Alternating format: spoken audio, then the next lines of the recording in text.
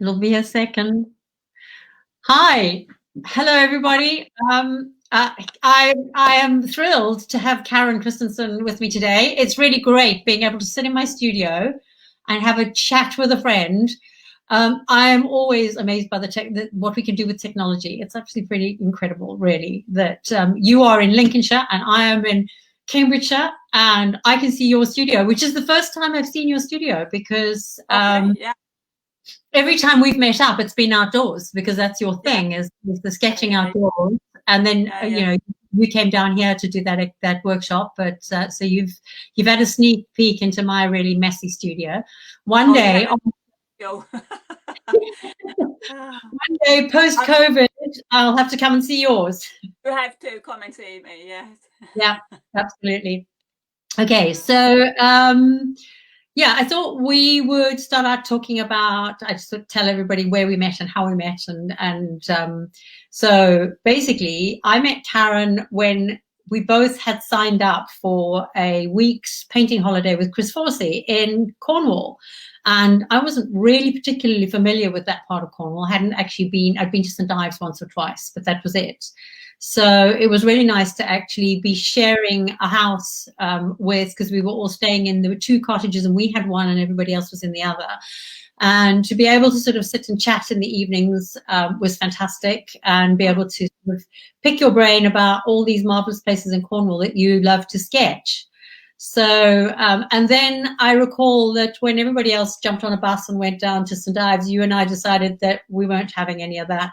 We took our sketchbooks and went off to Tintagel and Boscombe, which was amazing because I hadn't seen those places.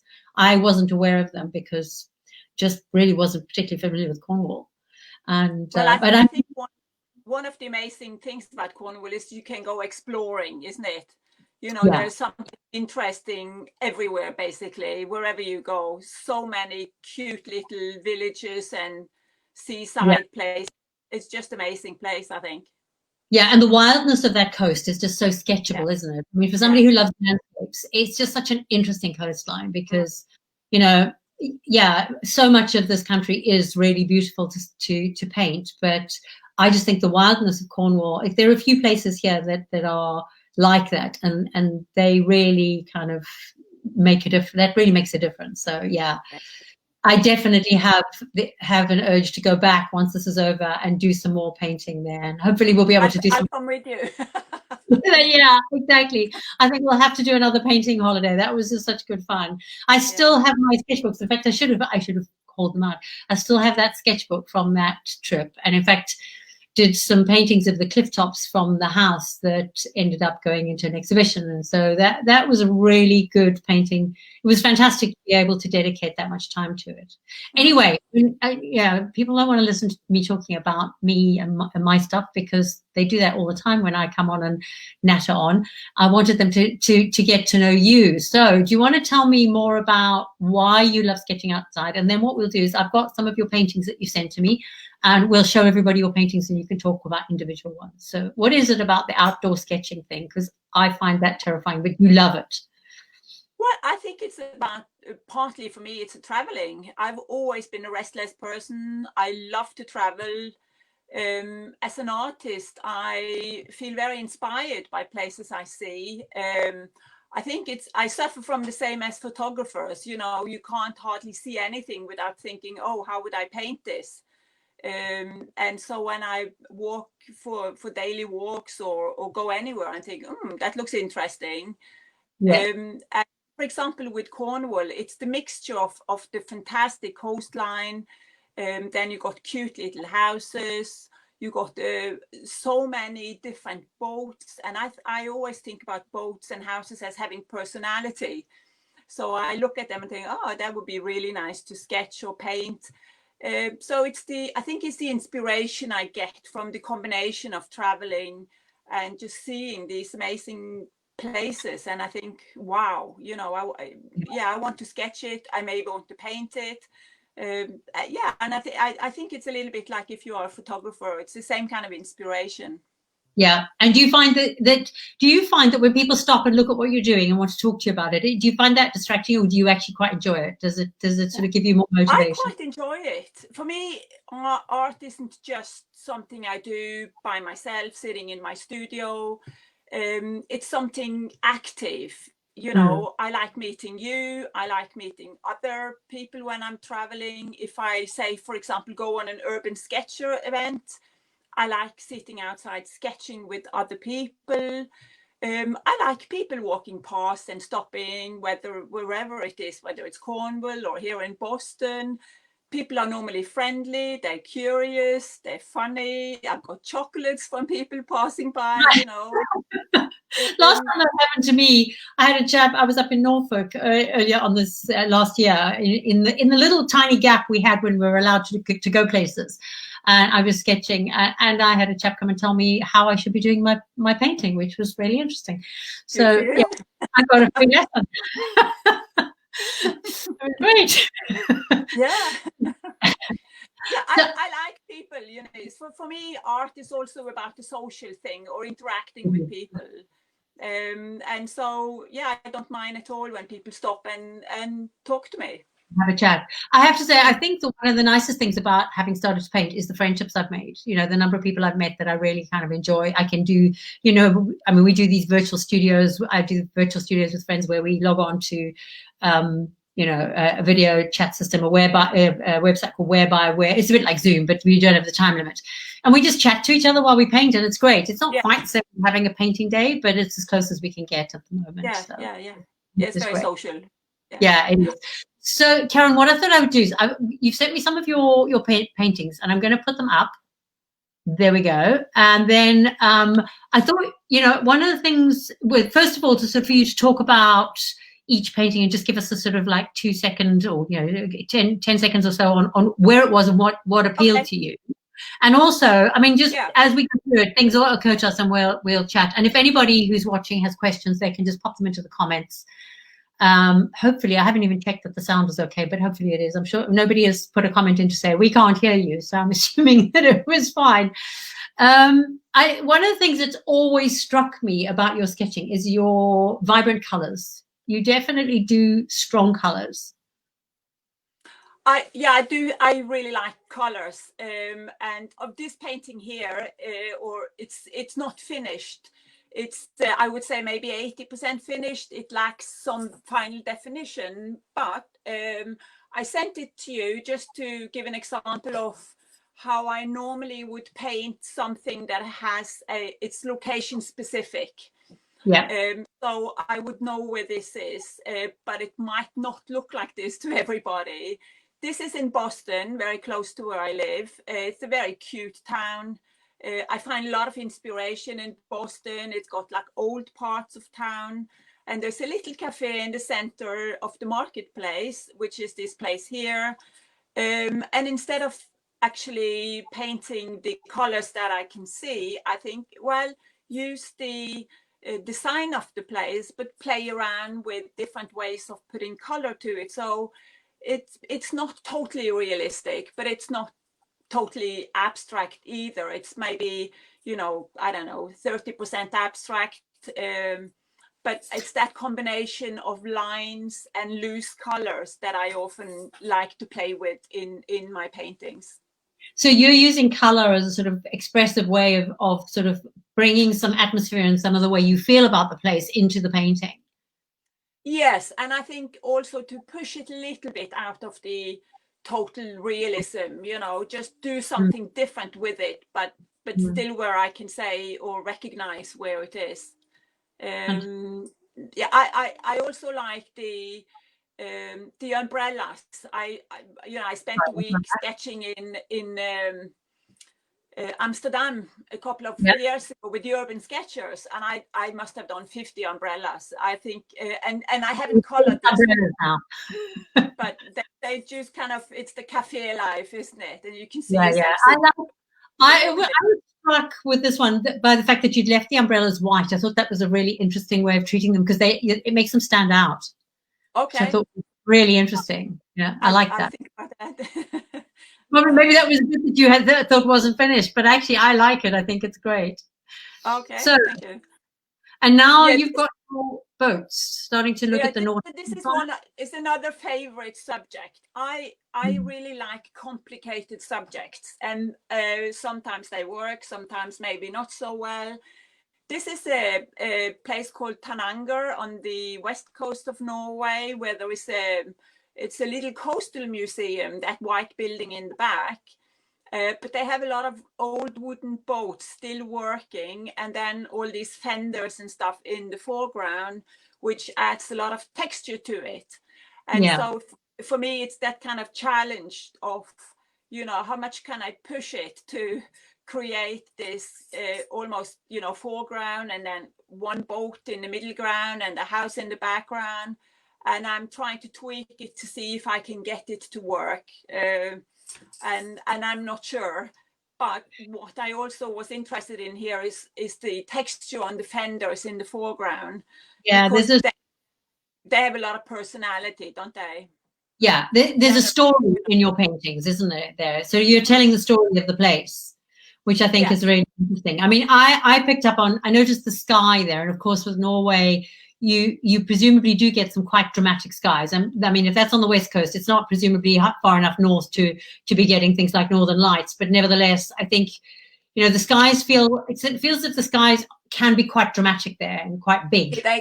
That's right. And I think you can get the same here. Obviously, Lincolnshire is flat as the pancakes, and we get some really fantastic skies in the wintertime. Yeah. This particular painting was done in November, and again in Norway, you get that early sunset with quite glowing sky in the winter. Yeah. So it almost looks surreal sometimes, but they are actual colors, Yeah, absolutely. I thought they might be because, knowing that you've been painting in Norway. This looks less Norway, more England, I presume. Yes, this is one I made. My daughter and I go for walks almost every day. Obviously, lockdown, we have to try and get some fresh air. This is a little village just next to where I live. It's called Frampton, and it's got some very cute little houses. And so it's just one of those little lockdown paintings. It's got my favorite combination of ink, so an ink drawing, quite strong ink drawing, and then more of a loose watercolor wash again. So it's just a kind of immediate impression from those daily walks, basically. Yeah, and was there actually somebody on a bicycle, or did you sort of add that person in for perspective and context? Yeah, there was somebody on a bicycle. What I really like about this picture is that sort of going around the corner. I always love in a painting where you've got a sort of pathway that leads you in.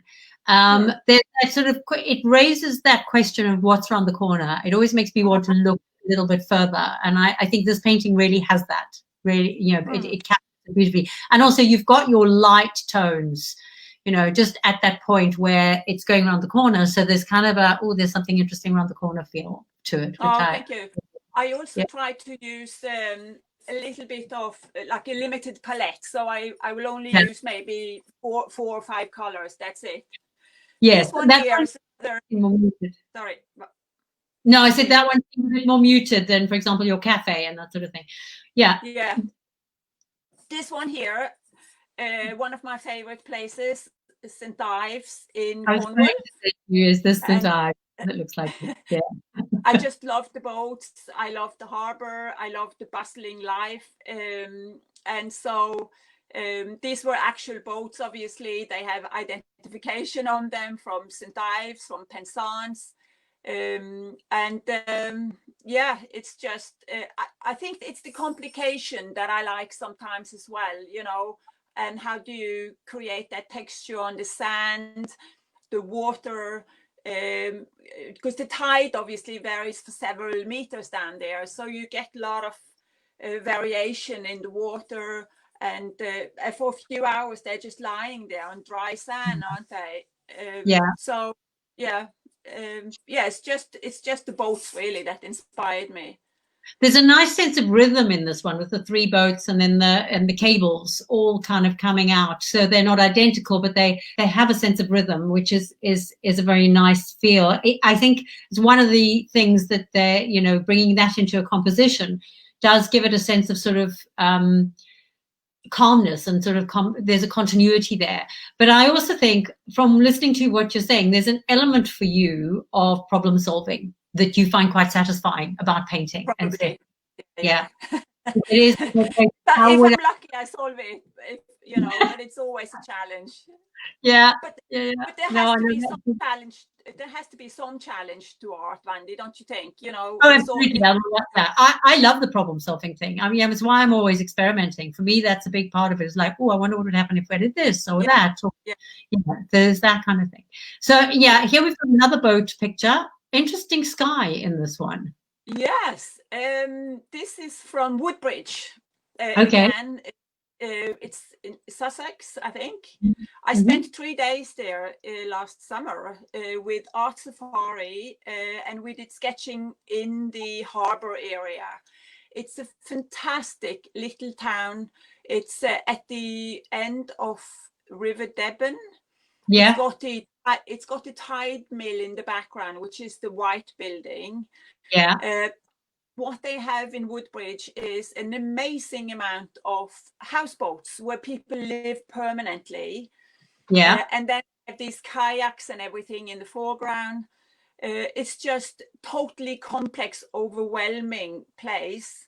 So you know, if you were to do it realistically, you could spend forever. So for this one here, it's almost semi-abstract again, but with recognizable elements. Yeah. And I'm not going to do a realistic sky. It doesn't fit in with the other bits. It's like a reflection there against the boats. The boats sort of like there's a sort of mirroring of the colours and the lines in the boats which come up in the sky. Hi Stuart, sorry, somebody's actually just commented. Yes, Woodbridge in Suffolk. It's actually right on the edge, right on the coast. I always think it's Woodbridge. When I think of Woodbridge, I always think of the burial place, the is it National Trust, Sutton which is just Hoo, Yes, exactly, Sutton Hoo, which is just up the road from there. But I haven't actually spent much time in Woodbridge. But looking at this picture, it seems like maybe I should actually take my sketchbook and my paints and get down there at some point. We were talking and spending some time with the people living on the houseboats, and it was just a fascinating way of life, which is totally different. But it kind of adds story to the painting for me, you know. Yeah, absolutely. So yeah, it makes it interesting. Sorry, I had a little technical glitch on the screen sharing there. Just had to give that a bit of a nudge. This one is obviously in a sketchbook. And I was fascinated by this little house because I just thought I wanted to know the story of this house. Yeah, it's just down the road from here.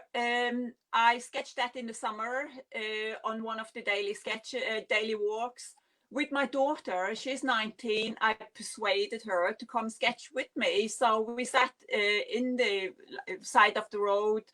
There was an old farmer living in that house. And he comes out to tend his vegetable garden every day in the summer.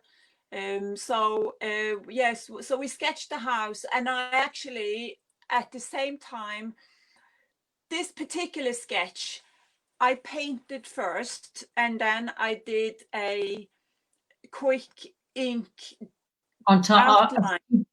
Did it the other way around? Yeah, and that looks like those greenhouses on the right-hand side of the house. That's correct, yes. But I also, at the same time, did the other way around. So I drew it with my fine liner, and then I painted it. And actually, so this sketch here is much looser than the other one. And sometimes I do like to just put some loose paint down first, and then make a drawing afterwards. So from a point of view, you play around, you do one and then you do the other. So you kind of play with both ways. That's interesting. Yeah. So depending on what you're sketching or the mood of the day, you can decide to do one way or the other. That's really. Randy, it's not always that easy. I think it's a headache sometimes. I look at something and I think, should I do it like this? Should I do it like that? You know, it can be a bit mind-boggling. So if I try out, can you recognize it? You know, you just don't know where to start sometimes, do you? Yeah, no, I know, absolutely. You sometimes have too many choices. Yeah. I took this painting out of the, this image out of the ones that you sent me. Again, also obviously a sketchbook, but I really liked the way the boat on the left-hand side leads your eye into the picture and kind of gives you this almost like a pathway to the green boat where you've got most of your detail. And then on the bottom at the right where you've got the red, it looks like sort of the boys or what are they? The what's the word for it? The floats. That's what I'm thinking about. Yes. Yeah. I think of the word. It's my brain. It's not working. There's a really nice lead-in where both of those things, sort of the lines and the boat on the left-hand side, sort of lead you in. And I just sort of wondered, was that deliberate, or was that a sort of deliberate composition decision? Yes, this is a sketch in one of my favorite sketchbooks, which is Saunders Waterford, because the paper is 300 grams. It's really thick, and it's very good for actually painting in it, not just sketching. Yeah. So I went to the Scilly Islands a couple of years ago and spent a week sketching on each of the islands. And I got up really early one morning, like 7 o'clock on St. Mary's, and went down to the harbour because the sun was coming in, and so the sun hits this boat almost flat on. And so I sat down and sketched it right there while the sun had that position. When I sketch, I try to create a foreground, a middle ground, and a background. Generally, it doesn't always work. So actually that flotsam and jetsam wasn't there. But I thought when I've done the boat and I've done the background, I needed something in the foreground to, I don't know, create some depth to it, you know. Yeah. And so that I just added it for artistic license, just to create that depth in the sketch itself. Yeah. We've got a question about this one. Stuart's asking, what size is that sketchbook? It was probably about 25 by 30 centimeters. It's the Saunders Waterford 300 gram watercolor paper. That's really good. Yeah, I think I've got that one as well, and it's absolutely gorgeous. I think I got it as a gift years ago, and I used it for my cover studies. Yeah, it's beautiful, lovely to work in, and it's quite sort of that size. Yes, so, yeah. You can open it obviously, and sometimes I do the whole spread, so it's great it's just really good for painting outside. Yeah, actually, if you did that whole spread, you'd have a pretty decent size. I mean, that would be a big sketch. Yeah, but I know exactly what you mean about how beautifully it takes watercolor. It's really, it feels quite luxurious to paint in. In fact, when I first got it, I didn't use it for a long time because it just felt like it was too special. And I was afraid I was gonna, that first page, like, oh, I'm gonna mess this up. That would be terrible. But you have to break it in some. Oh yeah, you've got to break that white page. Yeah, totally agree. So this is your outdoor sketching kit. Yes, this is my outdoor and indoor sketching kit and painting kit. I use it for pretty much everything. It's a small palette. I used to have a much bigger one, but this is all I need. So I put the colors down myself. It's a combination of Winsor & Newton and Daniel Smith. Watercolors, and then I have about 3 or 4 brushes that I use. My son gave me last Christmas these Rosemary 402 series watercolor brushes, and they are for me absolutely amazing because they have such a good point, so I can do everything with them. They're really good. And then one flat brush. Yeah, and that looks like a piece of bamboo. Is that just bamboo with something stuck into it? Is it, that's for your ink? Obviously? Yeah, that's for the ink. I've got the bamboo bush in the garden, and I cut off branches and stick a long match into it. Okay, so that's wood.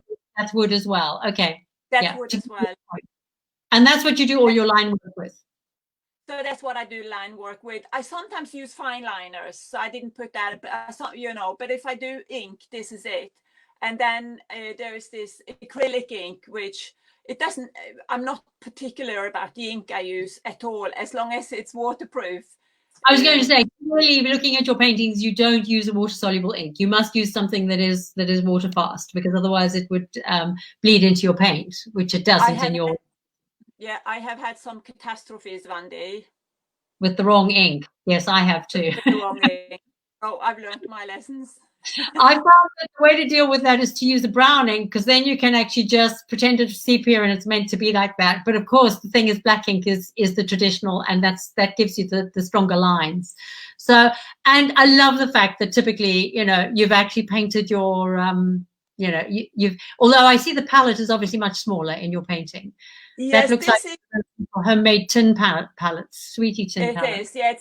It's a little pill box, and I put 6 little half pans in there, and that's my smallest painting box. 6 colors is really actually all you need sometimes. Yeah, and that'll presumably, you can pop it in your pocket with a small sketchbook and off you go. When I went to Amsterdam, for example, my husband and we might go out and have a glass of wine on a cafe and everything. And I had a little handbag, and I could pull up this little box here and just start sketching. So for traveling and everything, it's quite handy. Yeah, amazing. Yeah, that's really cool. And then that little the water pot, is that one of those little plastic ones with the screw on lid? The ones that clip on the side of your sketchbook.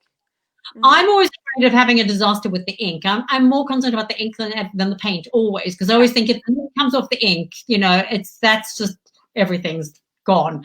Particularly when I'm traveling, it's like, okay, just I tend to double bag it, put it in more than one layer of plastic just to make sure that it's clear.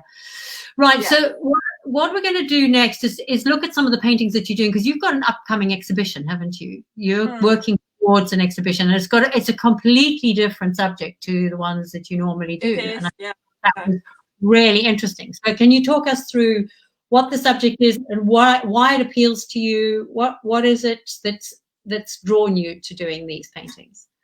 Yeah, so this is it's an exhibition coming up in Norway, I hope, if we are allowed to travel, for the month of July this summer.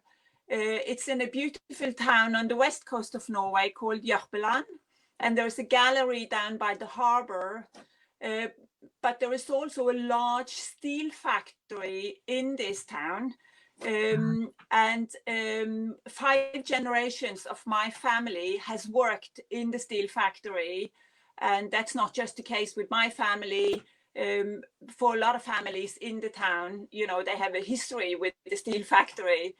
Yeah. And so I've been lucky to have a guided tour, so I started doing the paintings of all sorts of different subjects in this absolutely amazing place with so much going on. And this is just one tiny little piece. It's a helmet, but it has a story for the person who owns it, who works there. And for me, it's the challenge with the texture sometimes.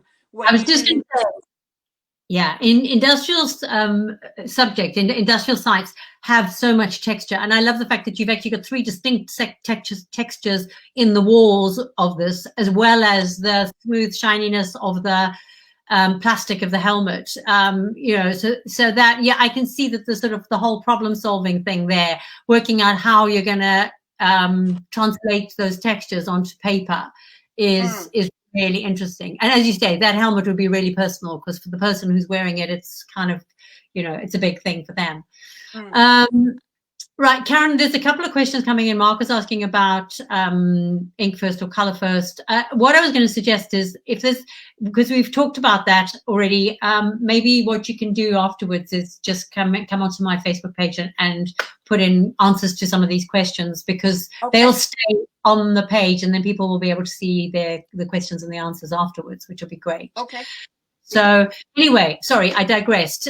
This is obviously weighing, a scale of some sort. Yes, and I don't know the name of it one day, but again, I like the rustiness, I like the age. So again, it's just trying to create that texture. The steel factory is over 100 years old, and I would say parts of it hasn't changed at all.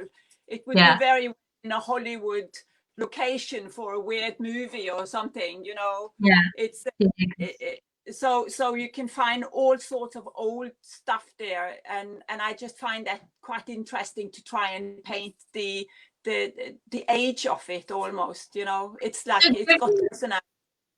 Given that this is obviously the place is in Norway, and you can't go back on location now and continue to paint, how many of these did you manage to do some sketches while you were on location there, while you were in the factory, and then did you just blitz it with your camera so that you could come back with hundreds of photographs, reference photographs to work from? Good point. Actually, for security reasons, they fitted me out with everything you need, the shoes, the helmet, the high vis. And I got the guided tour, very nice, by one of the manager, and he told me everything, how it works. But I wasn't actually allowed to do any sketching on site. So I had to take a million photographs and just go home. And I do prefer sometimes to work outside or on location. But in this situation, I couldn't. So it is mainly from photographs. But the value of having been there, I think, is that you can, your photographs will actually just spark those memories that you can then use to bring into. Like with this one, for example, I know exactly where it is in the factory, and so on. And this is a lot of, I don't even know, tools and everything just hanging on these hooks. But I think similar to other subjects, urban stuff, I just like the complexity of it, and just to see, solve the challenge of putting everything into the same painting and see if it works. And again, trying to limit colors, otherwise it's just going to be mind-boggling. Yeah, but even so, you've actually managed to bring you've made it into something that feels quite colorful and light, which is interesting for an industrial setting. So there was actually in the whole factory surprising amount of colors when you take a closer look. However, having said that, this is here in the steel melting part of the factory, so you can see some of that smoke coming from the melting of the steel. And I tried to keep this quite muted in color, so I think I've used maybe a brownish, a bluish, and a yellow ochre or something, just to kind of limit the colors, because there's so much other stuff going on in the painting. And I was mostly interested in it's a tonal painting more than a color painting. It's all about the light, isn't it? This one's definitely about the light coming through those windows, which I think are sort of feel amazingly complex but clear. And I think what's quite interesting, you did the David Poxon workshop, didn't you, with me? Yeah, and these, I was wondering as I was looking at these, how many layers, because what he's talking about what he was going through with us was multi-layer paintings, where you get quite a lot of texture in the layers, but then to work the way he does takes months on every painting, and that's kind of challenging. So did you bring in some of what we learned there to sort of bring in some of the textures? I noticed in some of the earlier ones and in this one that you've used sort of bits of masking fluid and that sort of thing, and there's all that multi-layer element. So, and it looked as if you've used a little bit of that and brought some of what we were doing in that workshop into some of the work that you've done, but you've made the technique your own, because you haven't actually been done exactly what he does, which I think is an interesting, and actually, to my mind, the way I work with workshops as well, as I bring in some of what I've learned and I incorporate it with my own style. And is that an approach that you would use normally? I think so. I think that was an amazing workshop one day, and he's a brilliant, absolutely brilliant painter, I think. Obviously, he has a lot more patience than me. So, I'm not going to spend weeks on one painting. But I did, the reason I signed up for the workshop even is because I really like doing this kind of industrial, rustic stuff. And so I picked up, a lot of ideas and stuff from him, some of which I've used, some of which I might use some other time.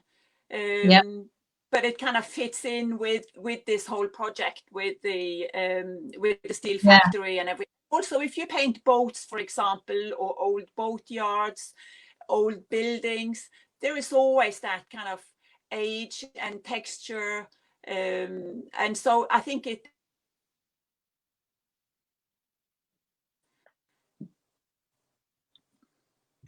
Oh, have we lost you?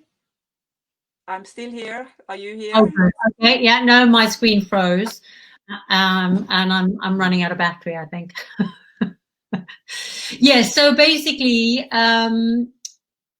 just sort of going back to, sorry, I missed a little bit of that conversation, but I think what strikes me is that actually doing these workshops are really valuable, and just taking the bits that work for you. And that's exactly how I approach it. I learn something from the workshop, and I learn from painting with other people, which I think is also fantastically valuable. So before my battery runs out completely and my machine goes pop, I want to sort of say, so you're working on, sort of just talk about what's next for you. You're working on this.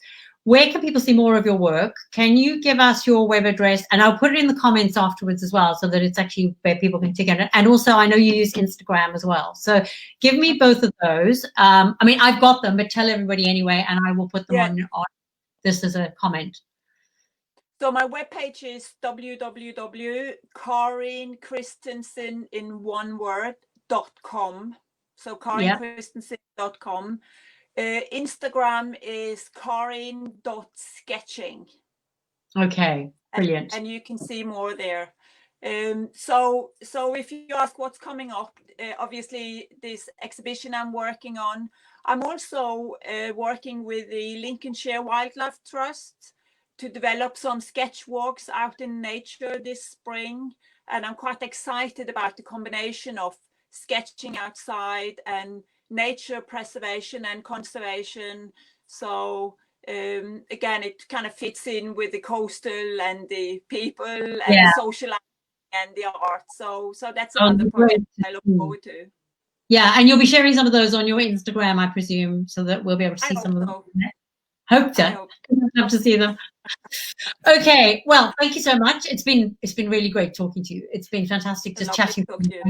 It's short of being able to sit there with your sketchbooks on the table in front of me. This has been the best. Half an hour Friday evening. It's been fantastic. And once we can all paint together again, once we can get together, I look forward to painting with you. Thank you. Thank you. And likewise, Wendy. Great.